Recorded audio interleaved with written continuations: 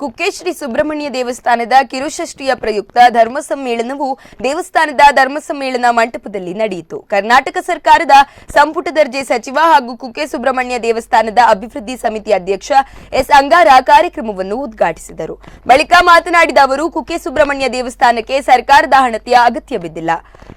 ಇಲ್ಲಿ ನಡೆಯುವ ಎಲ್ಲ ಅಭಿವೃದ್ಧಿ ಕೆಲಸಗಳು ಭಕ್ತರ ದೇಣಿಗೆಯಿಂದಲೇ ಆಗುತ್ತದೆ. ನಾನೊಬ್ಬ ಕೂಲಿ ಕಾರ್ಮಿಕನಾಗಿ ಬಂದವನಾಗಿದ್ದು ಬಂದ ದಾರಿಯನ್ನು ಎಂದಿಗೂ ಮರೆಯುವುದಿಲ್ಲ. ಅದೇ ತರಹ ನೀವುಗಳು ಬಂದ ದಾರಿಯನ್ನು ಯಾವತ್ತೂ ಮರೆಯಬೇಡಿ.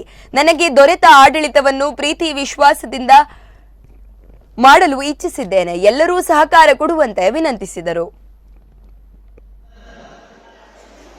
ಇವತ್ತು ಆನಂತರ ಯಡಿಯೂರಪ್ಪನ ಸರ್ಕಾರ ಹೋಯಿತು, ಆನಂತರ ಬೇರೆ ಸರ್ಕಾರ ಬಂತು, ಈಗ ಮತ್ತೆ ಯಡಿಯೂರಪ್ಪನ ಸರ್ಕಾರ ಬಂದಿದೆ. ಇವತ್ತು ಒಂದು ಮಾಸ್ಟರ್ ಪ್ಲಾನ್ನ ಒಂದು ಅಭಿವೃದ್ಧಿ ಕಾಮಗಾರಿಗಳಿಗೆ ಅದು ಆದಷ್ಟು ಬೇಗನೆ ಅದು ಅಭಿವೃದ್ಧಿಗೊಳ್ಳಬೇಕಿತ್ತು. ಆದರೆ ಇವತ್ತು ಆ ರೀತಿಯ ಮಾಸ್ಟರ್ ಪ್ಲಾನ್ ಅಭಿವೃದ್ಧಿ ಕಾಮಗಾರಿಗಳು ಕೂಡ ನಿಧಾನಗತಿಯಲ್ಲಿ ಆಗುವಂತಹ ಒಂದು ಪರಿಸ್ಥಿತಿಯನ್ನು ನಾವು ಕಾಣ್ತೇವೆ. ಈ ರೀತಿಯ ನಿಧಾನಗತಿಯಿಂದ ಆಗುವುದಾಗಿ ಆ ನಿಧಾನಗತಿಯ ಅಭಿವೃದ್ಧಿ ಕೆಲಸ ಆಗುವುದರಿಂದಾಗಿ ಈಗ ಉದಾಹರಣೆಗೆ ಒಂದು 5 ಲಕ್ಷದ ಕಾಮಗಾರಿ ಅದು 5 ವರ್ಷಗಳ ನಂತರ ಆಗುವುದಾದರೆ ಅದರ ಅಂದಾಜು ವೆಚ್ಚವನ್ನು ಕೂಡ ಜಾಸ್ತಿ ಆಗ್ತದೆ. ಇದರಿಂದಾಗಿ ದೇವಸ್ಥಾನ ಕೂಡ ಹೊರೆ ಬರ್ತದೆ. ಆದರೆ ಈ ರೀತಿಯ ಹೊರೆ ಬರುವಂತ ಸಮಯದಲ್ಲಿ ಇವತ್ತು ನಾವು ಯೋಚನೆ ಮಾಡಬೇಕು, ಸದುಪಯೋಗ ಮಾಡಬೇಕು.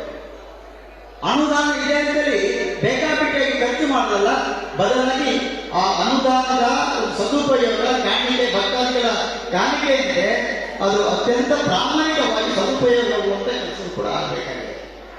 ಇವತ್ತು ಆ ರೀತಿಯ ಒಂದು ಕೆಲಸವನ್ನು ಕೂಡ ಮಾಡುವಂತ ಒಂದು ಅವಶ್ಯಕತೆ ಇದೆ. ಮೂರನೇದಾಗಿ ನಾನು ಎಲ್ಲ ದೇವಸ್ಥಾನದ ಆಡಳಿತ ವರ್ಗದ ನೌಕರರನ್ನ ಕಳಕಳಿಯೇನೆ. ಇವತ್ತು ನಾನೊಬ್ಬ ಸಚಿವನಾಗಿದ್ದೇನೆ. ಕಳೆದ 6 ಬಾರಿ ಸುಮಾರು ವ್ಯಕ್ತಿ. ಇವತ್ತು ಯಾವುದೇ ರೀತಿಯ ಸ್ಥಾನಗಳಿರ್ಬೋದು, ಮಾನಗಳಿರ್ಬೋದು, ಯಾವುದೇ ಬೇಕಾಗಿರಲಿ, ಆದರೆ ನಾನಂತೂ ನನ್ನ ಜೀವನದಲ್ಲಿ ನನ್ನ ಹಿಂದಿನ ಒಂದು ಬೆಳೆದು ಬಂದ ದಾರಿ ಏನಿದೆ ಅದನ್ನ ಯಾವತ್ತೂ ಕೂಡ ಮರೆಯಲಿಲ್ಲ. ಯಾಕೆ ಮರೆಯಲಿಲ್ಲ ಅಂದ್ರೆ ಇವತ್ತು ನಾವು ಬಂದಂತ ಉದ್ದೇಶವನ್ನು ನಾವು ಅರ್ಥ ಮಾಡಿಕೊಳ್ಳಬೇಕು. ನಮಗೆ ಸಿಕ್ಕಿರ್ತಕ್ಕಂಥ ಸ್ಥಾನ